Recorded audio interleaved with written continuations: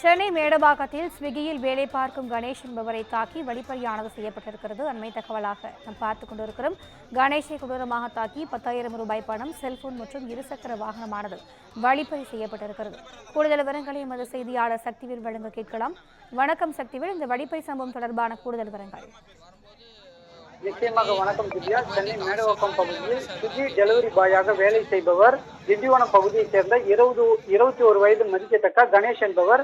இவர் கடந்த ஒரு மாத காலமாக மேடவாக்கம் பகுதியில் டெலிவரி பாயாக வேலை செய்து வருகிறார். இந்நிலையில் நேற்று மாலை இயற்கை உபாதைகளை கழிப்பதற்காக மேடவாக்கம் வடக்குப்பட்டு பகுதிக்கு தனது 2 நண்பர்களுடன் சென்றுள்ளார்.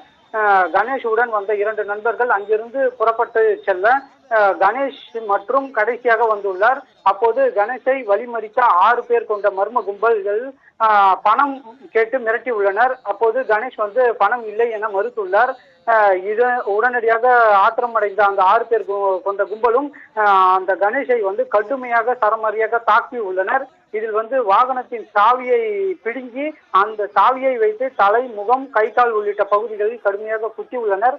மேலும் வாய் பகுதியில் கடுமையாகவும் தாக்கியுள்ளனர். இதனால் பலத்த காயமடைந்த கணேஷ் நிலை தடுமாறி அங்கேயே விழுந்துள்ளார். உடனடியாக அவரிடம் இருந்து 10,000 ரூபாய் பணமும், ஒரு செல்போன், இருசக்கர வாகனத்தையும் பிடுங்கி உள்ளனர். அப்போது கணேஷ் உடன் வந்த 2 நண்பர்களும் இந்த சம்பவத்தை பார்த்து மற்ற நண்பர்களுக்கும் தகவல் தெரிவித்துள்ளனர். உடனடியாக அந்த 6 பேர் கும்பலை 2 நண்பர்கள் பிடிக்க முயற்சித்த போது அனைவரும் தப்பி சென்றுள்ளனர். குறிப்பாக இதில் இந்த 6 பேர் கொண்ட கும்பலில் ஒரு இளைஞர் மட்டும், அதாவது சிறுவர் மட்டும் தப்ப முடியாமல் அந்த 2 நண்பர்களிடம் மாட்டிக்கொண்டு உள்ளனர்.